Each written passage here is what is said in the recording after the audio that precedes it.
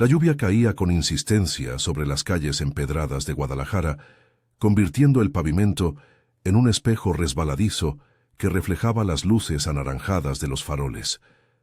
Era una de esas tardes de octubre en las que el cielo parecía derrumbarse y el aire olía a tierra mojada y a tacos de carnitas que se freían en un puesto callejero cercano. Yo, Ana, cargaba a mi bebé de 6 meses en los brazos, envuelto en una manta ligera que apenas lo protegía del viento húmedo. Mi hijo mayor, Mateo, de 4 años, caminaba a mi lado tomándome de la mano, sus zapatitos salpicados de charcos. Habíamos salido del supermercado con bolsas llenas de lo esencial: leche en polvo, pañales y un par de juguetes baratos para distraerlo del mal tiempo. Mi esposo, Javier, nos esperaba en casa. Él trabajaba como mecánico en un taller del centro y solía llegar exhausto, con las manos manchadas de grasa y el rostro marcado por el cansancio de criar a una familia con un sueldo modesto. Llevábamos 8 años casados, y aunque la vida no era fácil, las facturas se acumulaban como nubes de tormenta, nos las arreglábamos con lo que teníamos. Nuestra casita en el barrio de Oblatos era humilde: 2 habitaciones, un patio trasero donde Mateo jugaba con una pelota vieja y una cocina donde yo preparaba pozole los domingos para que el aroma llenara el aire y nos recordara que éramos afortunados. Esa tarde, mientras avanzábamos por la avenida Chapultepec, Mateo empezó a balbucear algo inusual. Sus palabras eran entrecortadas, como siempre, pero había una urgencia en su voz infantil que me hizo detener el paso. «Mami, la tía del coche rojo», dijo señalando hacia la nada, como si viera algo invisible en la cortina de lluvia. Fruncí el ceño y me agaché para mirarlo a los ojos. Sus pupilas estaban dilatadas, no por el frío, sino por una emoción que no lograba descifrar. «¿Qué tía, mi amor? ¿De qué hablas?», le pregunté, ajustando al bebé en mi hombro. Él insistió, tirando de mi mano. «La tía del coche rojo me dijo que te espere, que venga pronto». Sentí un escalofrío que no era solo por la humedad. Mateo era un niño imaginativo, pero no inventaba cosas así de la nada. En casa le contábamos cuentos de La Llorona o de Juan Soldado, pero nada sobre tías misteriosas en coches rojos. «¿Dónde la viste, corazón? ¿En el parque?». Intenté sonsacarle, pero él solo negó con la cabeza y miró hacia el suelo como si temiera decir más. El bebé gimoteó y yo lo mecí suavemente, sintiendo cómo mi corazón latía un poco más rápido. La calle estaba casi vacía. Solo un par de vendedores ambulantes recogían sus puestos bajo la lluvia torrencial. Seguí caminando, apresurando el paso hacia la parada del autobús, pero las palabras de Mateo se repetían en mi mente como un eco inquietante. Llegamos a casa empapados. Javier ya estaba allí, sentado en la sala con una cerveza en la mano, viendo las noticias en la televisión vieja que zumbaba como un insecto. El calor del interior contrastaba con el frío exterior y el aroma a café recién hecho me reconfortó por un momento. «¡Qué diluvio, eh!», exclamó él al vernos, levantándose para ayudarme con las bolsas. Besó mi frente, luego la de Mateo, y tomó al bebé en brazos con esa ternura que siempre me enamoraba. «Pásenme las cosas, que yo las guardo». «¿Todo bien en el súper?». Asentí, pero mientras colgaba los abrigos mojados en el perchero, Mateo se soltó de mi lado y corrió hacia su padre. «Papi, la tía del coche rojo me habló», soltó de repente con los ojos brillantes. Javier se quedó inmóvil, como si el tiempo se hubiera detenido. La cerveza en su mano se inclinó ligeramente y una gota cayó al suelo sin que él pareciera notarlo. «¿Qué dijiste, hijo?», murmuró, su voz apenas un susurro. Lo miré sorprendida. Su rostro había palidecido y sus ojos, usualmente cálidos, se endurecieron con algo que parecía miedo puro. Mateo repitió la frase, ajeno a la tensión que crecía en el aire. «La tía del coche rojo dijo que mami debe ir con ella».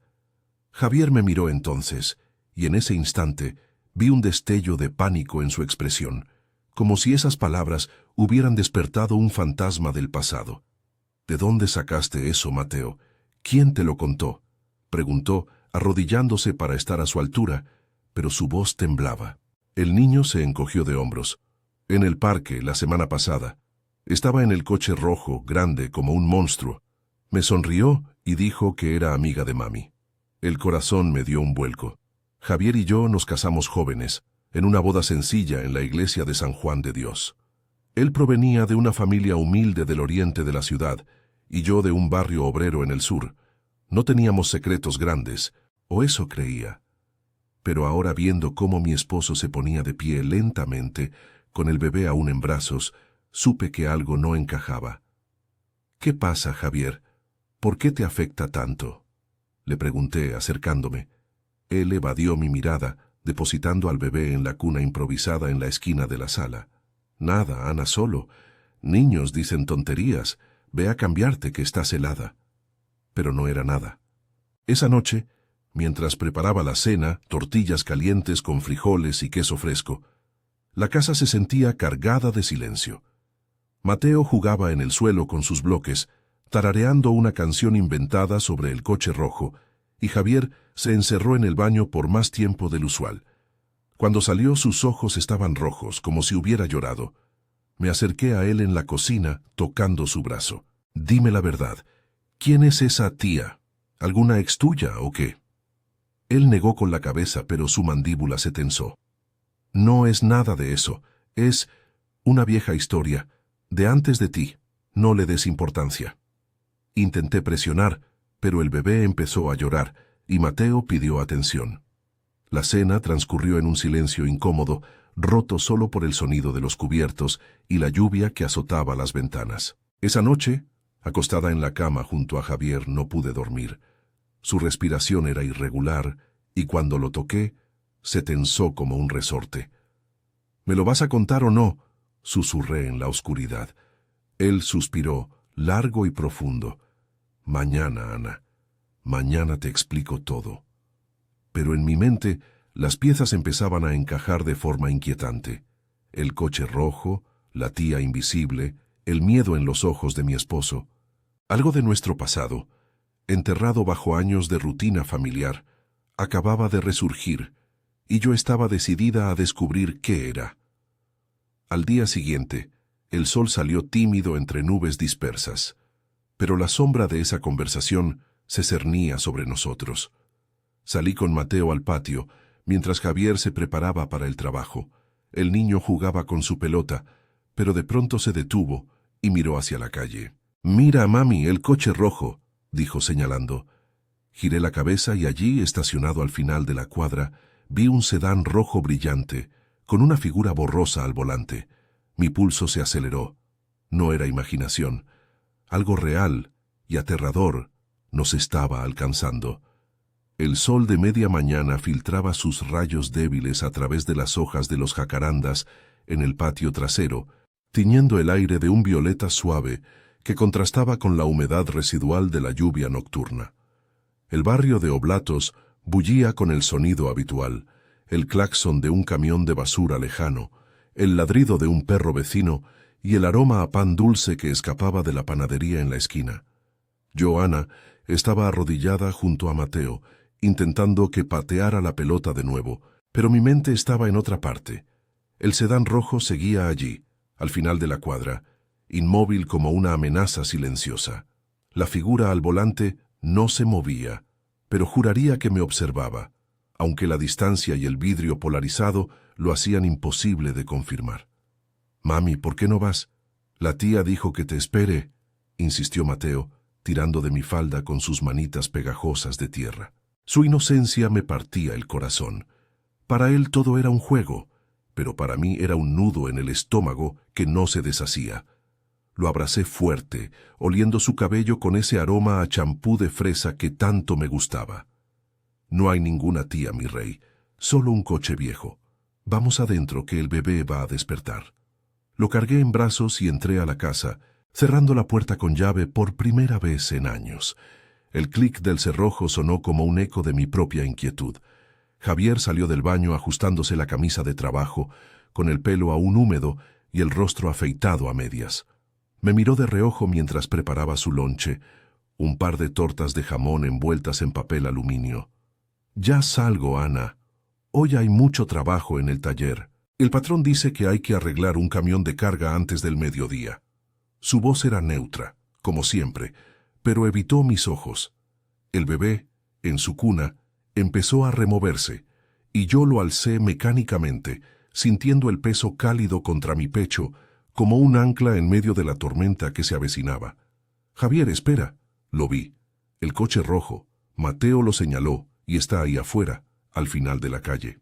Las palabras salieron de mí en un torrente, mi voz temblando con una mezcla de miedo y frustración. Él se detuvo en seco, con la mano en el picaporte de la puerta trasera. Su espalda se tensó, y por un segundo pensé que no respondería. Luego, se giró lentamente, su expresión endurecida como el concreto de las banquetas de Guadalajara. «¿Qué? No puede ser. ¿Estás segura? Tal vez es coincidencia, Ana. Hay miles de coches rojos en la ciudad. No es coincidencia. Tu hijo lo vio en el parque la semana pasada y ahora aparece aquí. ¿Quién es esa tía? Dime la verdad, por Dios. Me estás asustando, y a Mateo también». Me acerqué a él, el bebé entre nosotros como un puente frágil. Javier suspiró, pasándose la mano por la cara, y por fin me miró. Sus ojos castaños, que solían brillar con picardía, ahora estaban nublados por un peso invisible. «Está bien, siéntate, pero no es lo que piensas. No es una ex ni nada de eso». Nos sentamos en la mesa de la cocina, con el linóleo rayado bajo mis pies descalzos. Mateo se subió a una silla y empezó a colorear un dibujo de un coche, ajeno a la gravedad del momento. Javier tomó un sorbo de su café, que ya se había enfriado, y empezó a hablar en voz baja como si temiera que las paredes oyeran.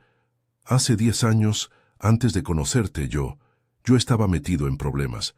Nada grave, pero en el taller donde trabajaba antes, en el centro, había un socio del patrón que nos prestaba plata a los mecánicos para emergencias.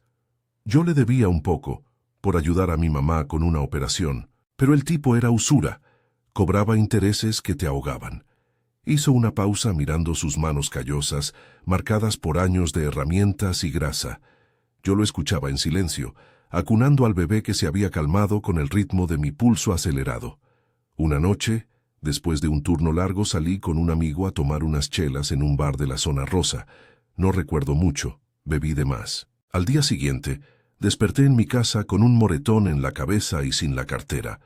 El coche rojo era de una mujer que conocí esa noche. Se llamaba Rosa, pero todos la llamaban la tía Rosa, porque ayudaba a la gente con préstamos, como una prestamista informal. Era viuda, con un sedán rojo viejo que usaba para sus negocios. Me dio un aventón esa noche y... no sé, algo pasó. No fui yo, Ana, te juro. Pero al otro día me acusó de robarle. Dijo que le quité dinero de su bolso mientras dormía en el asiento del pasajero. El relato me dejó helada. Imaginé a Javier joven, con 20 y tantos, en las calles nocturnas de Guadalajara, luces de neón parpadeando en bares llenos de humo y risas falsas. ¿Y qué pasó? ¿La denunciaste? Él negó con la cabeza, amargado. No pude. Tenía antecedentes por una pelea de borrachos años antes, y ella tenía amigos en la policía. Me amenazó con decir que yo la había asaltado, que era un ladrón.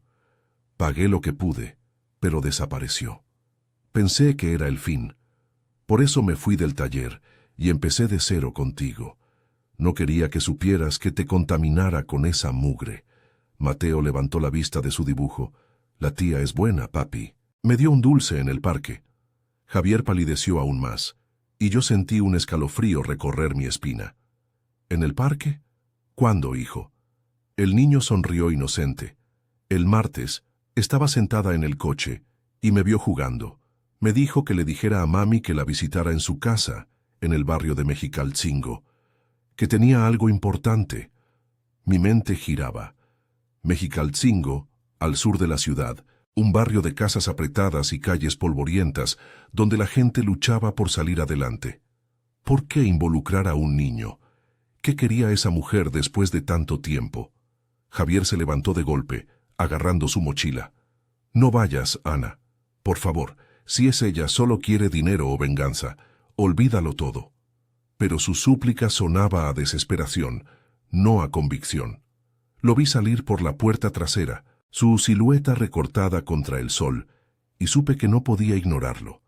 Esa tarde, mientras el bebé dormía la siesta y Mateo veía caricaturas en la tele, saqué mi teléfono y busqué en las redes.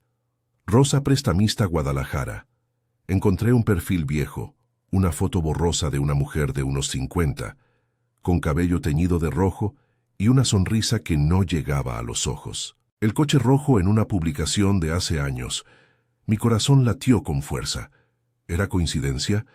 No. Tenía que ir, pero no sola. Llamé a mi hermana Lupe, que vivía a unas cuadras. Ven, por favor. Necesito que cuides a los niños. Tengo que resolver algo. Lupe llegó media hora después con su delantal de la fábrica y esa energía práctica que siempre me salvaba. ¿Qué cara tienes, Ana? ¿Problemas con Javier? Le conté lo esencial, omitiendo detalles para no alarmarla. Solo ve y habla con ella. Si es dinero, Javier lo arreglará. Pero no vayas de noche. Guadalajara no perdona errores. La abracé, sintiendo un alivio momentáneo. El apoyo de mi familia era mi red de seguridad en esta ciudad caótica, donde las sombras del pasado podían alcanzarte en cualquier esquina. Tomé un autobús hacia el sur, el traqueteo de las ruedas sobre el asfalto irregular calmando mis nervios. El tráfico era un río lento de taxis y micros, con vendedores ofreciendo elotes asados por las ventanas. Bajé en Mexicalcingo, bajo un cielo que amenazaba lluvia de nuevo, y caminé por calles angostas, pasando por tienditas con letreros descoloridos y niños jugando fútbol en lotes baldíos. Encontré la dirección que Mateo había mencionado, una casa modesta con rejas oxidadas y un jardín seco. El sedán rojo estaba estacionado frente a ella, su pintura brillando bajo el sol poniente. Temblando, toqué el timbre. La puerta se abrió lentamente, y allí estaba ella. Rosa, más vieja, con arrugas que contaban historias de deudas y soledad. Sus ojos se clavaron en mí. Ana, ¿verdad? Tu hijo me describió perfecto. Entra. Tenemos que hablar de Javier y de lo que me debe. El umbral se sentía como un abismo, pero crucé, sabiendo que el secreto que nos unía a todos acababa de desenterrarse y que mi familia pendía de un hilo frágil. El interior de la casa de Rosa olía a una mezcla de incienso quemado y café rancio, con el zumbido de un ventilador viejo luchando contra el calor sofocante de la tarde. Las paredes de adobe estaban pintadas de un amarillo desvaído, cubiertas de fotos enmarcadas. Una de ellas joven, sonriendo junto a un hombre de bigote espeso que debía ser su difunto esposo, y otra de un niño que se parecía a Javier pero no lo era. El moblaje era escaso, un sofá hundido con fundas floreadas, una mesa de madera astillada, y un altar improvisado en la esquina con velas apagadas y una Virgen de Guadalupe de yeso. Me quedé en el umbral, con el corazón martilleando como un tambor en una fiesta patronal, mientras Rosa cerraba la puerta detrás de mí, con un clic que sonó definitivo. «Siéntate, Ana, no muerdo, aunque tu marido sí que sabe cómo herir», dijo ella, su voz ronca como el humo de un cigarro mal apagado. Se movía con lentitud, cojeando ligeramente hacia la cocina abierta, donde una olla burbujeaba en la estufa de gas. Llevaba un vestido floreado que le colgaba del cuerpo delgado, y su cabello teñido de un rojo chillón estaba recogido en un moño desordenado. Me senté en el borde del sofá, mis manos sudadas apretando el bolso contra el pecho. Afuera el ruido de la calle, motos rugiendo y un vendedor gritando «¡Aguas frescas!». Se filtraba como un recordatorio de que Guadalajara seguía su ritmo caótico, ajena a mi pánico. «¿Cómo supiste de mí? ¿Por qué involucraste a mi hijo?». Solté de golpe, mi voz saliendo más aguda de lo que quería. Rosa regresó con 2 tazas humeantes, ofreciéndome una con una sonrisa torcida que no llegaba a sus ojos hundidos. «Toma, es manzanilla. Calma los nervios. ¿Y tu chiquillo? Él vino a mí, no al revés. Estaba solo en el parque de Oblatos, pateando esa pelota raída. Le di un caramelo, le pregunté por su mami. Es un buenazo como su padre en sus mejores días». Bebió un sorbo, observándome por encima del borde de la taza. «Javier me debe más que dinero, mija. Me debe una explicación y tal vez una disculpa. 10 años y ni una carta ni una visita. Pensé que el tiempo lo había olvidado, pero aquí estás tú, la esposa fiel, haciendo el trabajo sucio. Tragué saliva, el té quemándome la lengua. Recordé las noches en que Javier llegaba tarde del taller, con excusas sobre horas extras, y cómo yo lo abrazaba sin preguntar, confiando en que nuestra vida era un refugio contra el mundo. ¿Qué te hizo exactamente? Él dijo que lo acusaste de robo, que lo amenazaste. Rosa soltó una risa seca, como grava bajo las llantas de un camión. Acusarlo, dice. Esa noche en la zona rosa, él y su compadre andaban como lobos en celo. Me recogieron en su coche rojo. Mi orgullo, ese suru que heredé de mi marido. Les di un aventón a cambio de unas chelas, pero Javier, ay Javier, se emborrachó. Me besó como si fuéramos amantes de telenovela y al amanecer mi bolso estaba vacío. 1,500 pesos, el pago de un préstamo que le había dado a su mamá. ¿Robo? Tal vez no con las manos, pero sí con mentiras. Desapareció, cambió de taller, se casó contigo y fingió que era un santo. Sus palabras me golpearon como un balde de agua fría en pleno julio. Imaginé a Javier, joven y perdido en las luces parpadeantes de los antros del centro, con el olor a tequila y sudor impregnando el aire. ¿Era eso todo? ¿Una deuda vieja, un error de juventud?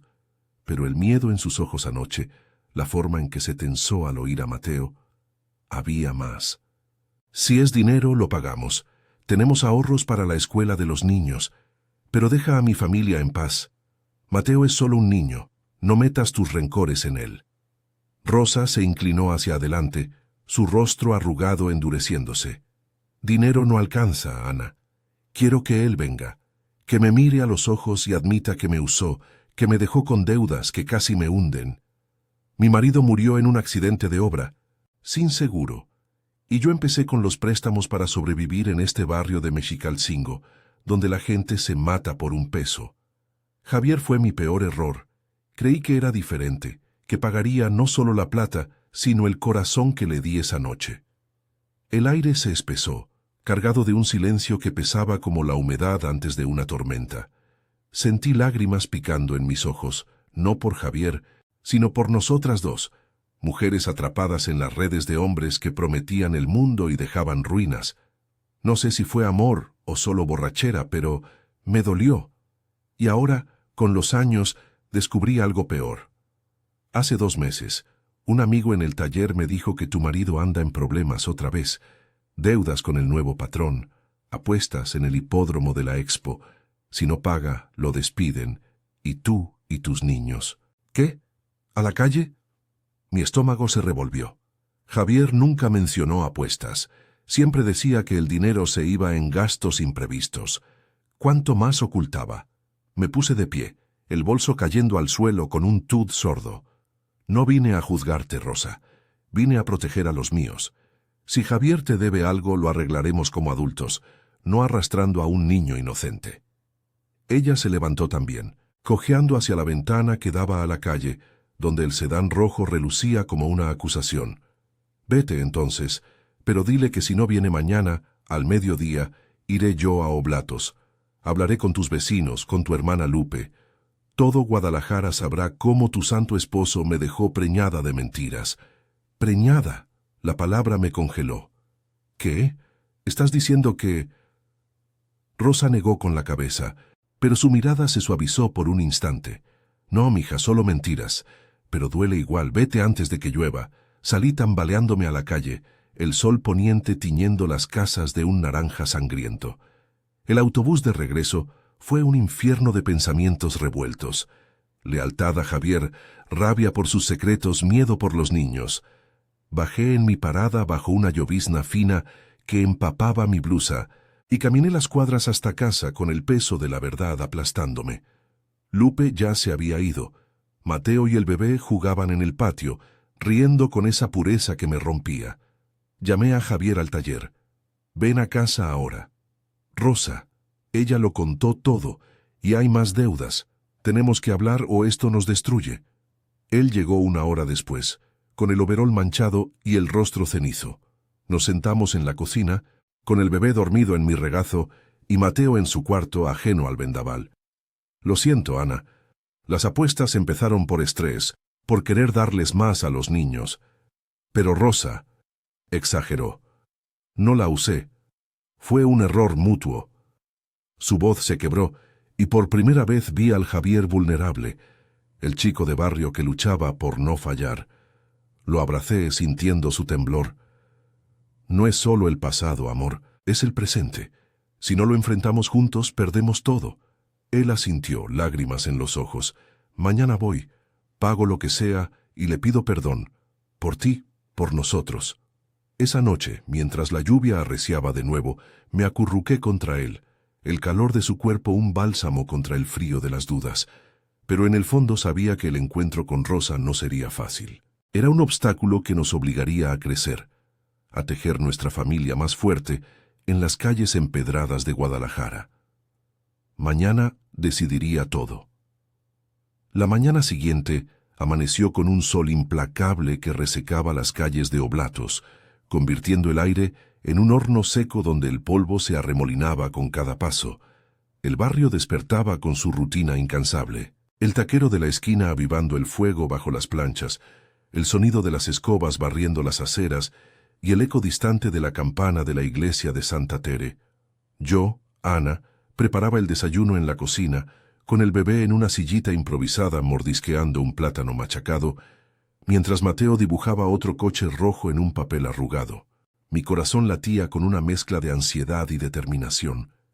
La noche anterior, Javier y yo habíamos hablado hasta el alba, tejiendo promesas en la oscuridad como si fueran hilos para remendar nuestra vida. Él se levantó temprano, con ojeras marcadas y la mandíbula apretada, vistiendo su mejor camisa, la que usaba para las fiestas familiares, sobre el pantalón de trabajo. «Voy solo, Ana. No quiero que veas esa parte fea de mí», murmuró mientras se ponía los zapatos, pero yo negué con la cabeza, firme. «No, amor, vamos juntos.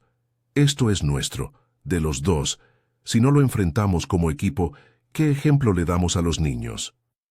Sus ojos se suavizaron por un instante, y me tomó la mano, su piel áspera contra la mía, un recordatorio de los años compartidos.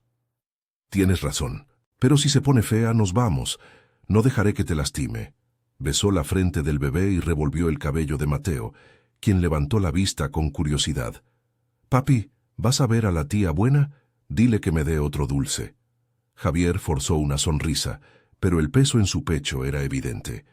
Tomamos un taxi hacia Mexicalcingo, el motor rugiendo por las avenidas congestionadas del sur de Guadalajara. El tráfico era un caos de micros atestadas y ciclistas zigzagueando entre autos, con el olor a escape y elotes asados filtrándose por las ventanillas. Javier iba callado, mirando por la ventana los murales descoloridos en las paredes de los barrios marginales, donde niños pateaban pelotas improvisadas en lotes vacíos. Yo lo observaba de reojo, sintiendo una punzada de empatía por el hombre que había construido nuestra familia sobre cimientos temblorosos. «Sea lo que sea, lo superamos», le susurré, apretando su mano. Él asintió, pero sus dedos temblaban. Llegamos a la casa de Rosa pasadas las 11, el sol castigando el techo de lámina corrugada que vibraba con el calor. El sedán rojo estaba allí, polvoriento pero imponente, como un guardián de secretos viejos. Toqué el timbre con el pulso acelerado y la puerta se abrió casi de inmediato.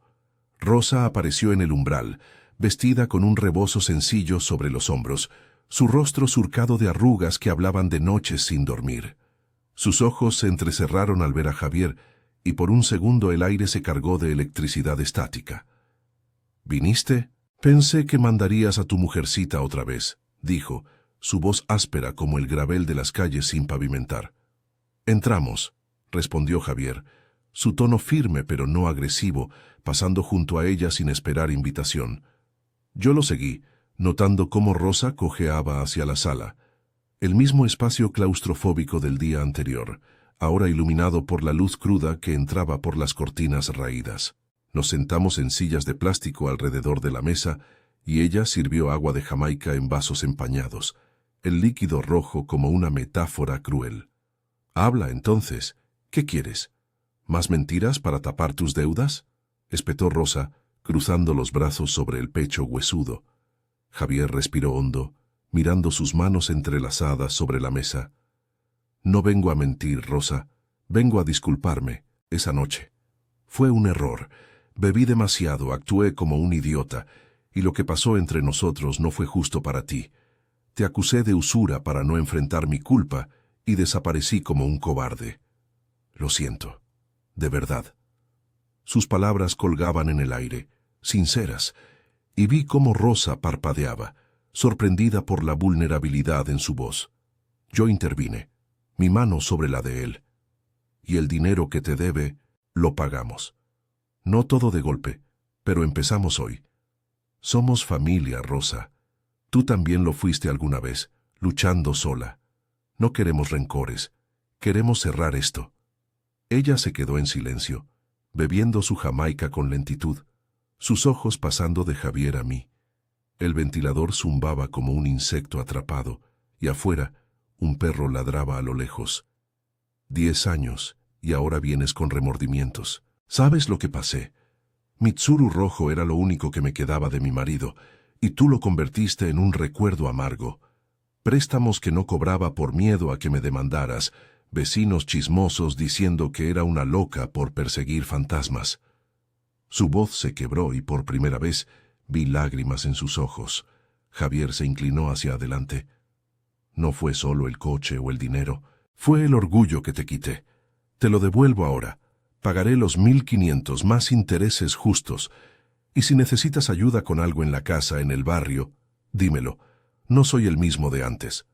Rosa se levantó, cojeando hacia un cajón en la cocina, y sacó un sobre amarillento, polvoriento. Aquí está el pagaré, viejo. Lo guardé como un clavo en el corazón. Quémalo si quieres. Javier lo tomó con manos temblorosas, y en ese momento el peso pareció aligerarse. Pero hay más, añadió ella, su tono suavizándose. Escuché de tus apuestas en el hipódromo. No seas tonto, muchacho. La vida no es un juego de caballos. Si necesitas un préstamo limpio, sin usura, te lo doy por ella, señaló hacia mí, que parece tener cabeza. Salimos de allí media hora después, con el sobre en el bolsillo de Javier, y una promesa de pago mensual que no nos ahogaría. El sol del mediodía nos golpeó al cruzar la calle, y subimos al taxi con un alivio que se sentía como una brisa fresca en el calor agobiante. Javier me abrazó en el asiento trasero, su cabeza en mi hombro. Gracias, Ana, sin ti no lo habría hecho. Me aterrorizaba enfrentar eso, pero tú me diste fuerza. Le besé la sien, oliendo el sudor y el jabón de su piel. Somos un equipo, amor. Los niños nos necesitan enteros, no perfectos. De regreso en Oblatos, el barrio nos recibió con su calidez cotidiana. Lupe nos esperaba en la puerta con el bebé en brazos y Mateo correteando por el patio. ¿Ya era hora? ¿Todo bien?, preguntó mi hermana, su delantal manchado de harina de los tamales que preparaba para la cena. Le conté lo esencial mientras Javier jugaba con los niños, su risa genuina por primera vez en días.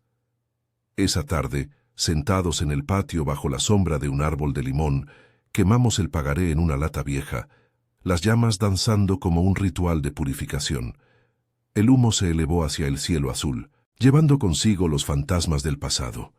Javier dejó las apuestas esa misma semana, uniéndose a un grupo de apoyo en la parroquia local, donde hombres como él compartían historias de caídas y redenciones. Yo empecé a ahorrar con más disciplina, soñando con un futuro donde los niños tuvieran bicicletas nuevas y vacaciones en la costa. Rosa nos visitó una vez, trayendo dulces para Mateo y una charla incómoda pero civil sobre el barrio. No fue amistad, pero sí un cierre. Dos mujeres que se reconocían en la lucha diaria de Guadalajara, donde las tormentas pasaban, dejando raíces más profundas. Hoy, mientras cargo al bebé por las calles empedradas, con Mateo tirando de mi mano y Javier caminando a mi lado, siento que hemos crecido. El coche rojo se oxidó en el garage de Rosa, un recuerdo inofensivo. Nuestra familia, forjada en el fuego de verdades duras, es más fuerte que nunca, un refugio en esta ciudad de contrastes, donde el amor vence a las sombras si lo enfrentas con el corazón abierto.